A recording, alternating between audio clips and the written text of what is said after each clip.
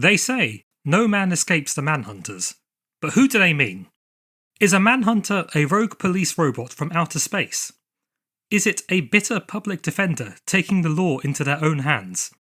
Maybe a rock star powered by ancient evil? Or perhaps all of the above? In my video on Fate, I alluded to the convoluted history behind the name Manhunter in DC Comics, and today I'll be going over each hero and villain to hold the title. Before some pedant speaks up in the comments, no, the Martian Manhunter isn't really considered part of this particular lineage, so except for one minor point, I won't be covering his history this time. Terribly sorry.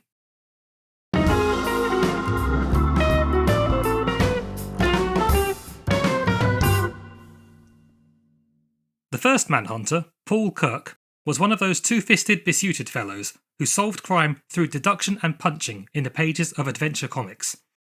When superheroes began dominating the comics landscape, the Manhunter feature changed to reflect this. Now in a red outfit designed by Jack Kirby, the new Manhunter made his debut in Adventure Comics 73. He was Rick Nelson, sportsman and big game hunter who used his tracking skills to hunt down the most dangerous game of all, man. Specifically criminals, making him a more benevolent General Zaroff.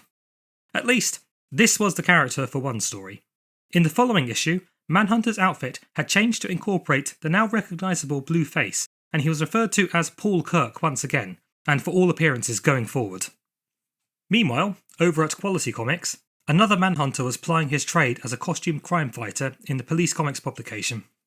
This was Dan Richards, a policeman who put on the mask when his girlfriend's brother was falsely accused of murder.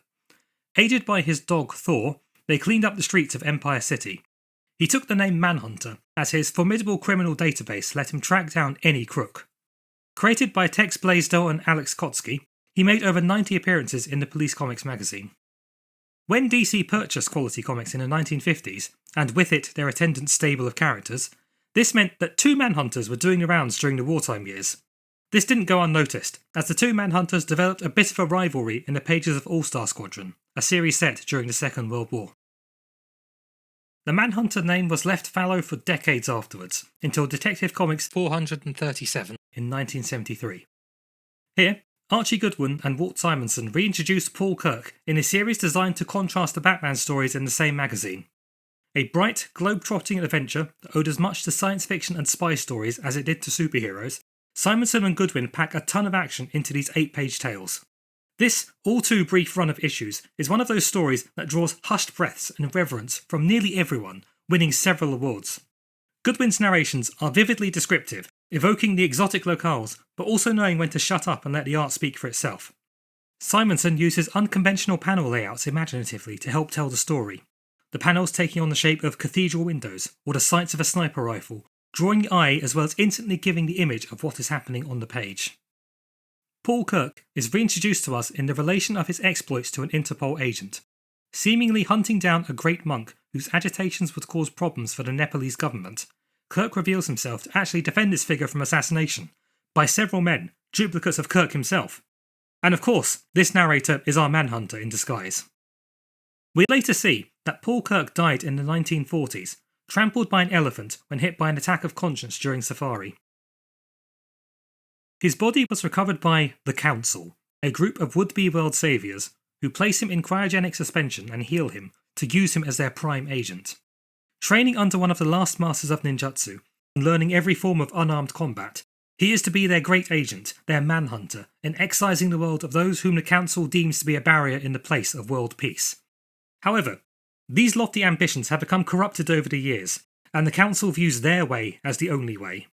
The feature has Kirk, aided by Interpol agent Christine St. Clair, thwarting the Council's many plots while pursued by his clones, the Council's shock troops. The feature ends with a bang in the appropriately titled Gotterdammerung.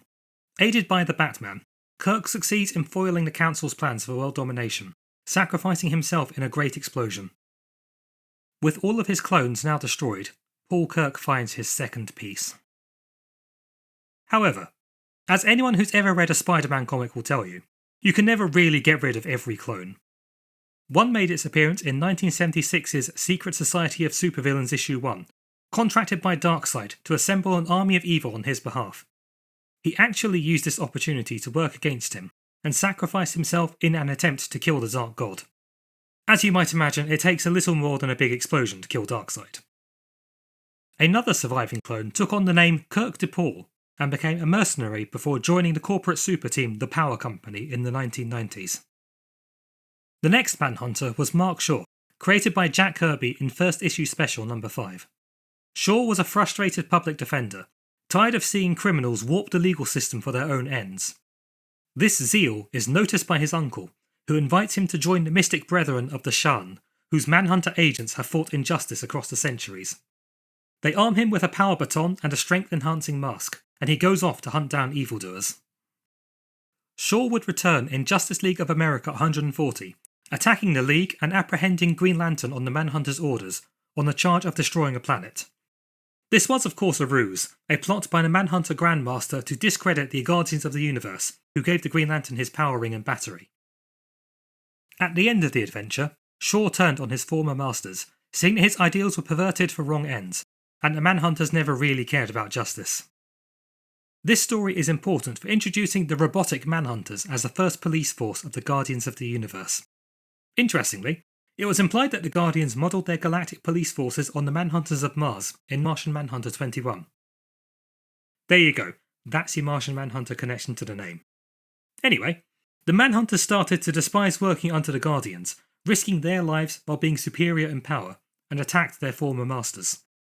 The rebellion was met with defeat, and the banished Manhunters began to insinuate themselves among the many planets of the universe, becoming a cult dedicated to the art of the hunt, ready to strike at a moment's notice. It was this cult that Shaw trained under in First Issue Special 5, and who created the lion imagery to better entice their recruits. It also established a link with Paul Kirk, Shaw claiming that he was also outfitted by the same Manhunter cult in the 1940s. Mark Shaw would attempt to make amends by working with the Justice League on several cases under the identity of the Privateer, after his Manhunter guys scared the people he was trying to help. Incidentally, that eye patch is entirely for show, so I'm not certain how ruining his depth perception would help as a crime fighter. Anyway, Shaw was in fact planning to betray the Justice League, pulling a double act as the villainous Star-Tsar, a name I'm sure writer Steve Englehart felt incredibly clever for thinking up and caused me to re-record this section several times over. Shaw had been driven mad by the power he wielded as a Manhunter, and sought to rule instead of serve. After his plot was uncovered by the Red Tornado, he was carted off to jail. The next time we see Shaw, it is in Suicide Squad issue 8, still in the guise of the Privateer, his Manhunter-induced mania erased through extensive therapy. He makes his mark by knocking out team leader Rick Flag and seducing former love interest Karen Grace right in front of him. He would work with the Suicide Squad to pay off his prison sentence, helping fight the returned Manhunter androids in the swamps of Louisiana. This was a tie-in to the big crossover event of 1988, Millennium.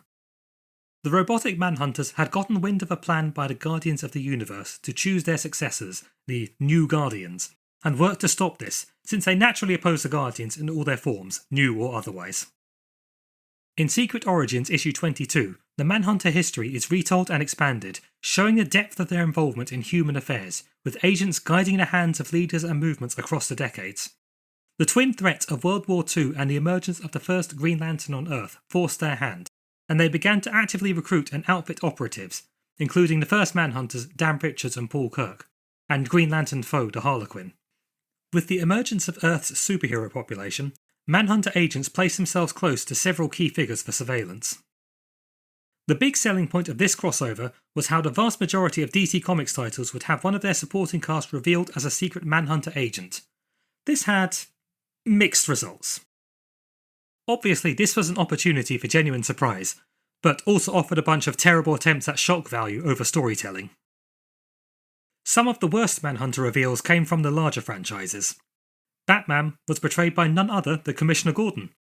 Any shock was quickly dissipated when an errant gunshot revealed him to be a robot duplicate rather than the real thing. Superman's Manhunter connection was even more absurd. Clark Kent was confronted by childhood sweetheart Lana Lang, openly revealing herself as a Manhunter in the midst of the Daily Planet offices, and jumping out of a window after failing to reveal his heroic alter ego. Even more ridiculously, the entire town of Smallville was established as a Manhunter breeding ground. After baby Kal-El's rocket landed there, Manhunters replaced the town doctor so they could modify all newborn children, until the entire town was filled with sleeper agents keeping an eye out for Kryptonian activity. They were unaware of what they were doing when acting under Manhunter orders, which is why this event didn't end with a public reveal of Superman's secret identity. That would have to wait for Brian Michael Bendis. But there were some effective twists out there. Infinity Inc. had Marcy Cooper, girlfriend of Obsidian, reveal herself as their Manhunter.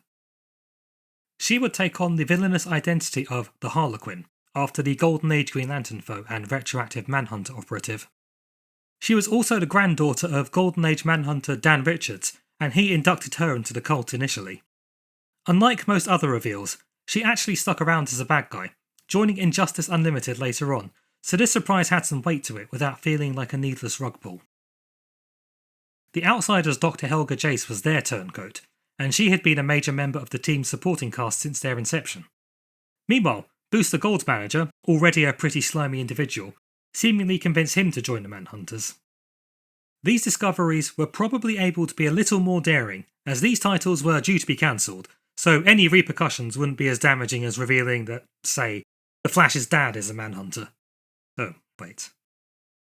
One last good example came from the aforementioned Suicide Squad, where Dr. Karen Grace had been recruited by the Manhunters after her injury and abandonment by Rick Flag in the years prior. She would die after learning how she had been manipulated, sacrificing herself to destroy the Manhunter Temple.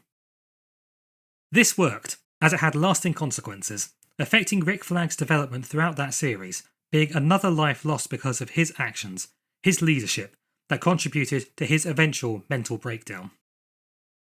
At the end of the story, the Manhunters were defeated, almost entirely destroyed with only a few stragglers escaping. Despite all of this, there were very few after effects of the Millennium event. Most notable would be the launch of the New Guardians comic, a series which has been roundly mocked on the internet over the past few decades.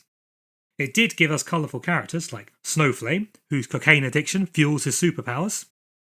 Or perhaps you prefer the Hemogoblin, an HIV-positive white supremacist vampire.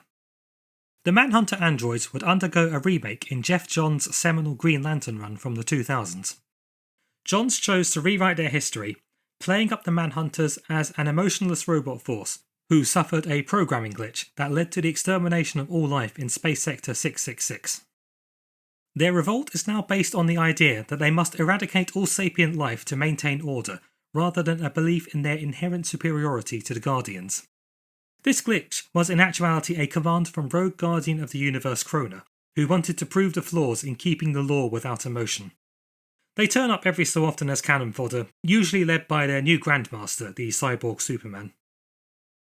Meanwhile, Mark Shaw took up the name Manhunter once again, and became a bounty hunter with his own ongoing series by John Ostrander, Kim Yale and Doug Rice. This series chugged along nicely, with Shaw catching costumed crooks while grappling with his own sordid past and attempts at redemption. His most notable foe was the masked Duma, a shape-shifting assassin whose obsession with collecting heroes' masks puts them into direct combat with Manhunter, and ultimately their death. The series ends with Shaw retracing his roots while in combat with a second Duma, a member of the Yakuza enhanced with genetic material harvested from the body of the first one. While escaping Duma's frenzied assaults, he retreats to the Manhunter temple he trained in, and encounters the lion being Nalasa, a repentant alien who worked with the Manhunters in their original rebellion. Charged by the Guardians to return the Manhunters to their original purpose, Nalasa worked behind the scenes for centuries, attempting to halt the progress of the cult in methods both overt and subtle. In Shaw, he found the one person able to return the Manhunters to their role as the judges of the guilty, tempered with compassion and reason. His many trials and tribulations have given him the experience necessary to be the true Manhunter Prime. After defeating Duma, Shaw could comfortably accept who and what he is. Some years afterward, Shaw was recruited to join the Shadow Fighters, a group assembled by former Suicide Squad leader Amanda Waller to fight the demonic Eclipso. This team is best known for almost every member dying horribly over the course of Eclipso 13, Shaw being no exception. His death feels particularly ignominious, his comically oversized gun jamming on him at the worst time, leading to a broken back. The Manhunter name was left alone for a few years, until after the 0 Hour event. Created by Stephen Grant and Vincent Giordano, this new Manhunter was Chase Lawler, a rock musician who summoned the mythical Wild Huntsman to rescue his girlfriend from corrupt music industry executives, and in doing so became bonded to that primal spirit. The Wild Huntsman is an archetypal concept, a force slaying those who travel alone, who claims to be the reason that man formed communities to protect against his being. The creators draw a comparison between the parasitic world of 90s hyperconsumerism and this ancient beast, all feeding on people who strike it out on their own, forcing humans to band together for mutual protection against those who would feed or profit off of them. Predatory villains abound both in the form of corporations looking to maximise profit or skinwalkers taking lives. Lawler's possession by the Wild Huntsman plays merry havoc with his life, as he's compelled to stalk people out on their own, friend or foe. This series did not last too long, which is a shame as there's a lot of crazy ideas and potential in its few issues. Writer Stephen Grant describes this in a 2015 interview with the blog Magazines and Monsters, providing a litany of complaints the series inspired. Response wasn't especially good. On the one hand, you had the fans of John Ostrander's previous Manhunter series pissed off that we were supplanting that. Poor Vince Giordano, our artist, had come off several years struggling to get work from editors all over the place who kept telling him if he wanted work he had to learn how to draw like Rob Liefeld. So he did, just in time for Image to cool and a backlash against Rob to heat up. People complained the costume was too much like the Goodwin-Simonson Manhunters. The character was something of an unhero. He wasn't an anti-hero per se, but being a superhero wasn't his ambition in life, even after he got his powers. I'd probably have been better off going a more traditional route of either Squarejaw or Psychopath. The final issue of this series did a public service in undoing Mark Shaw's death. Shaw appears in disguise as a returned Dumas. After killing Dumas in his own series, government agent Sarge Steele recruits Shaw as his double agent, going undercover as Dumas, granting access to the criminal underworld. The Manhunter Eclipso murdered was instead a doppelganger placed into the Shadow Fighters by Sarge Steele, and Shaw has been in the role of Dumas ever since. The issue ends with Shaw now possessed by the Wild Huntsman, and Lawler rich enough to lead a carefree life, free of the Manhunter curse. The next Manhunter would come in 2004, in a series described by Wizard magazine as having one of the most vocal fan contingents in comics. Created by Mark Andreyko and Jesus Says, this new Manhunter is Kate Spencer, Los Angeles' hottest prosecutor. Sick of seeing the guilty escape punishment, she is inspired to take up costume vigilantism after the superpowered criminal Copperhead literally gets away with murder. Breaking into police storage, she steals several pieces of advanced weaponry. A power suit used by the Dark Stars, a galactic police force created to rival the Green Lanterns. The gauntlets used by Azrael when he filled in for Bruce Wayne as the Batman after the back-breaking incident with Bane. And finally, one of Mark Shaw's old power batons, deliberately lost in the web of bureaucracy created to cover up Shaw's faked death at the hands of Eclipso. Using these, she hunts down and kills Copperhead. She leaves the name Manhunter carved into the wall behind his corpse, making her intentions known to the public and the criminal underworld. She would make a bit of a name for herself as a more lethal superhero, with several minor villains dead at her hands, including the Monocle and Dr. Moon. An ongoing subplot has several previous Manhunters confronted and murdered by a returned Dumas. Chase Lawler, Kirk DePaul, and Dan Richards are all victims of his attacks, and by issue 11, Mark Shaw is next on the list. This assailant is a mentally unstable Shaw, still operating as Dumas without realising it. When he attempts to kill Kate, she manages to break his programming, and he gives her a little training, becoming part of her expansive supporting cast. Speaking of said supporting cast, that includes Dylan Battles, a former henchman in Witness Protection who had worked for most of DC's supervillains at some point, and who supplied Kate with weaponry and tech to help her crime fighting. There was also Department of Extra-Normal Operations agent Cameron Chase, whom older viewers may remember as the lead of the short-lived 90s series Chase.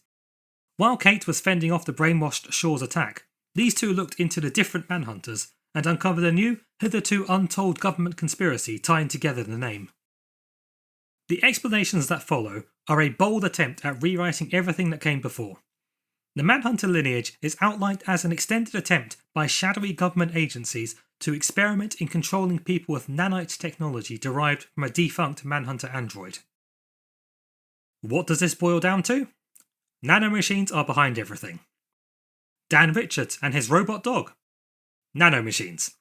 Paul Kirk's enhancement and superhero activities, nanomachines. Mark Shaw's induction into the Manhunter cult, everything related to that and his subsequent crazed turn as a Star Tsar, nanomachines gone wrong. Chase Lawler's possession by the Wild Huntsman, nanomachine-induced hallucination. So, how do we sum up the Manhunter legacy now? Nanomachine, son! Spencer also held another superheroic lineage, as her grandparents are Golden Age heroes Iron Munro and the Phantom Lady, which has given her slightly above average durability and healing. As for Mark Shaw, he suffered cryptic visions of flaming swords and hooded cultists, leading him to the Knights of Saint Dumas, the same organisation that trained and equipped Azrael, the vigilante who filled in for Batman during the Nightfall crossover. They were also behind the first Dumas that Shaw fought in his own series, his insanity caused by their experiments in creating a shapeshifter. The organisation targets Mark to be their next Azrael, although he ultimately rejects it. Manhunter had a rocky publication history, constantly cancelled and brought back before ultimately ending with issue 38.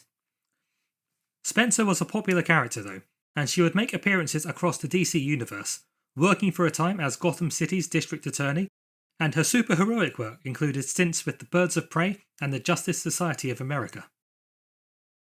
This sums up the pre-New 52 Manhunter mythos. Naturally, when the New 52 began, this was one of the parts of DC continuity that was thrown out in favour of removing Superman's underpants.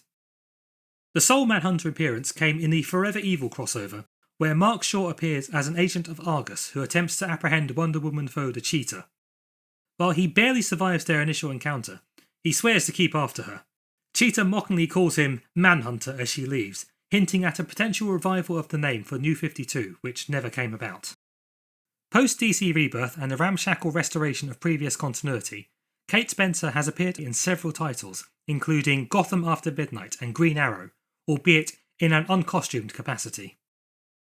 In 2019, Brian Michael Bendis and Alex Maleev reintroduced Mark Shaw as the new leader of the super-terrorist group Leviathan, usurping the leadership from Talia al Ghul. Now fully believing in the Manhunter ethos of liberating a planet from itself, Shaw uses the resources of Leviathan to stage several acts of terrorism against the governments of the world. He is opposed by a new checkmate, a group including The Question, Green Arrow, and Kate Spencer, costumed once again as the Manhunter. This new villainous turn for Shaw does make a sad amount of sense. Ever since his introduction, he's been the pawn of several different agencies, from the Manhunter cult to the American government. One can understand why he might be a little tired of the endless back and forth of the superhero world and want to change it. He even makes appearance in Doomsday Clock as one of the superhumans supporting Black Adam in his assault on the White House. Shaw's turn as Leviathan came to an end in the follow-up to Event Leviathan, Checkmate. He was left to die by his own followers, who felt his vision for the future was too soft for their darker purposes. Kate Spencer is the main Manhunter these days, most recently getting pretty close to killing the Joker in his own 2023 series, so that's a feather in her cap. Outside of mainline continuity, Manhunters have had a couple of enjoyable Elseworlds appearances too. Paul Kirk played a large role in James Robinson and Paul Smith's The Golden Age, one of the central characters who helped stop the return of Adolf Hitler in post-war America. This depiction leans on Kirk as working behind enemy lines of World War II, performing espionage and assassinations, fitting given his skill set and name. A more recent Elseworlds Manhunter comes from Tom King and Jorge Forné's Danger Street, a series that spotlighted every feature from the first issue special series. The cast is varied, with luminaries such as Starman, the Warlord of Skartaris, and the excellently titled Lady Cop. Apparently in the 1970s, the notion of being both female and on the police force was novelty enough to try and build a feature around. Anyway, Mark Shaw is the Manhunter here, tasked by the Grand Master to eliminate child millionaires, the Green Team. His opposite number in this confrontation is codename Assassin, the Green Team's bodyguard. King's prose refers to Shaw as a knight, one whose code puts duty above all else, and his training as a Manhunter since childhood has hardened him towards the hunt. His standout moment comes in issue 9, where he and codename Assassin duel with both swords and words, debating philosophy as their blades clash. So, that's the history of the Manhunters in DC.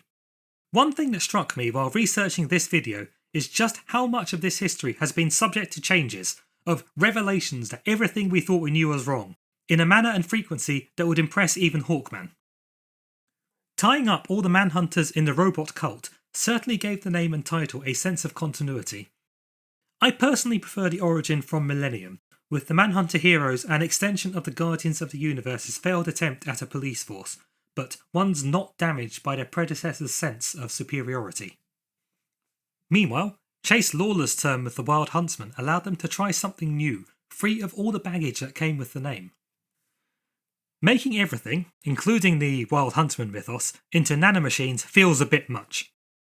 It certainly plays to a lot of the themes that Andreyko used throughout his Manhunter run, the inherent paranoia of government operations, and the murkiness of the world that Kate Spencer found herself working in.